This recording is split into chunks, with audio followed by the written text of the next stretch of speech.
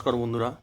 বন্ধুরা, আজকে কোনো গল্প বলবো না, কোনো কিছু শেখারও কিছু বলবো না। আজকে শুধু আমার মনের কথাটা বলবো, আমার ব্যক্তিগত মতামত, আমার মনের কথা বলবো। সেটা হচ্ছে গিয়ে বন্ধুরা, কী বলো তো, আমার মতন যারা মানুষ আছে তাদের খুব দুর্ভাগ্য। শব্দটা ভালো করে বুঝবে আমি কী শব্দ ব্যবহার করলাম।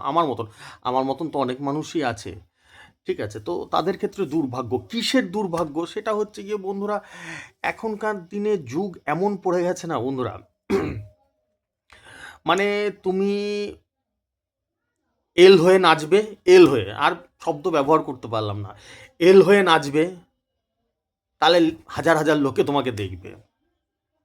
বা কখনো বাজে শব্দ ব্যবহার করবে, গালিগালাজ করবে মানুষকে, ভরে ভরে ভরে ভরে ভরে ভরে লোকে দেখবে তোমাকে।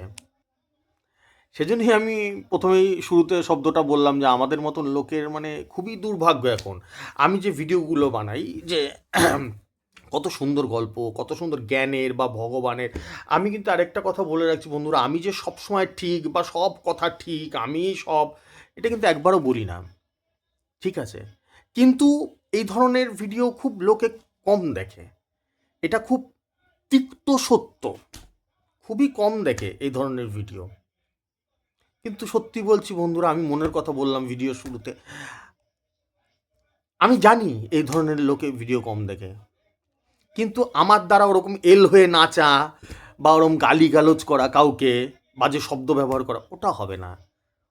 এটা একটা মনের কথা তোমাদেরকে শেয়ার করলাম। সেটা যদি আমার ভিডিও কেউ নাও দেখে বা একজনও দেখে, তাতে আমার কিচ্ছু যায় আসবে না, মন শান্তি আমার। 10জন লোক দেখবে, তার চক্করে আমি এল হয়ে নাচানাচি শুরু করে দিলাম, বাজে শব্দ ব্যবহার করলাম, এই জিনিসটা আমার দ্বারা হবে না, ঠিক আছে?